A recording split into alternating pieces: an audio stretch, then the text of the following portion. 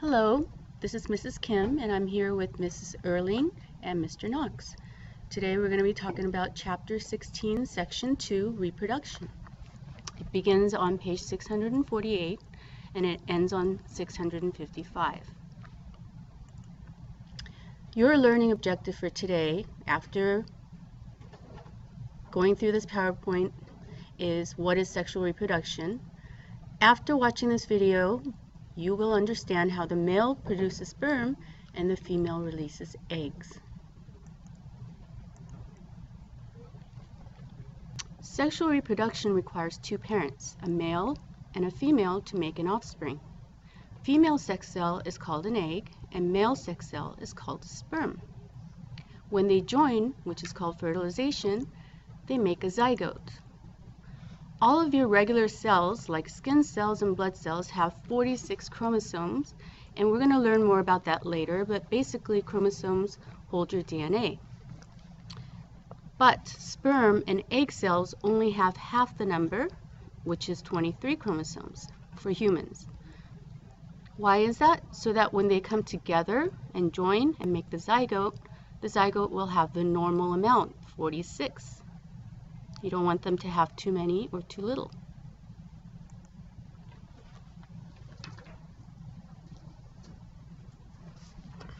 As Mrs. Kim said, it takes a male and a female to reproduce, to produce a child. We are going to be talking about the male reproductive system and how sperm is produced in the male reproductive system. The male reproductive system includes three parts. We have the testes, which are right here. We have the scrotum, which is a sac of skin which the testes hang in. Now the scrotum is an external pouch of skin. The reason why the testes hang outside the body, keep in mind, the further away from the body you are, when you're cold out, you usually sleep with your arms curled in, and this keeps your body warm. This keeps your hands warm. When you're really hot outside, you want to cool your body down, so you spread out. So the testes are outside the body, and the sperm actually like it a few degrees colder than your internal temperature. So this is why the testes hang outside the body. And the last one, even though it doesn't say it here, is the penis. So the male reproductive system includes three parts. We have the testes and the scrotum with the penis.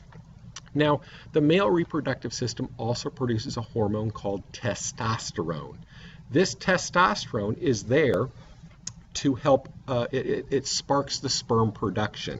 It also gives you hair on your face, boys, hair on your armpits, a deepening of the voice, and other male distinctive parts.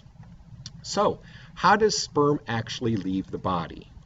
Well, as we know, the sperm get produced in the testes.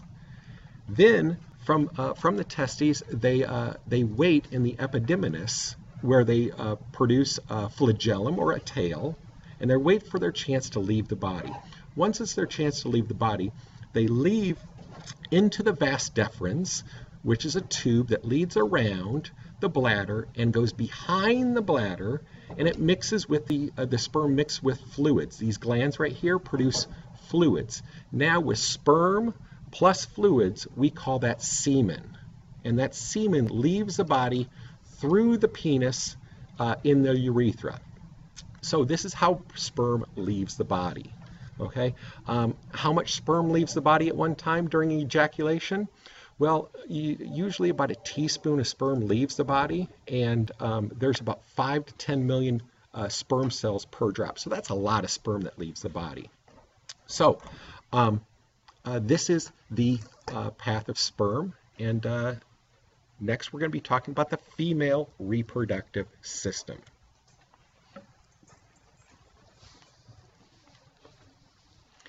So in the female reproductive system, you can see in the picture, there's the fallopian tubes, the ovaries, the uterus, which is where a fertilized egg would grow into a baby, the cervix, and the vagina. The ovaries are the female reproductive structures that produce and store eggs. And every month, ovulation occurs, where one egg leaves the ovaries and goes out into the fallopian tubes, where it could have the chance to be fertilized. The ovaries produce estrogen, remember the ovaries are right here, which triggers the development of adult female characteristics, including breasts and whiter hips. Estrogen also causes egg cells to mature, which will eventually lead to ovulation. So this slide talks about the path of an egg cell. So once the egg is released from the ovary into the fallopian tube, which is a passageway, the egg moves to the uterus, a hollow muscular organ the size of a pear. If an egg has been fertilized, it becomes attached to the uterus wall and pregnancy begins. However, if the egg is not fertilized, it passes through the vagina, a muscular passageway, during menstruation.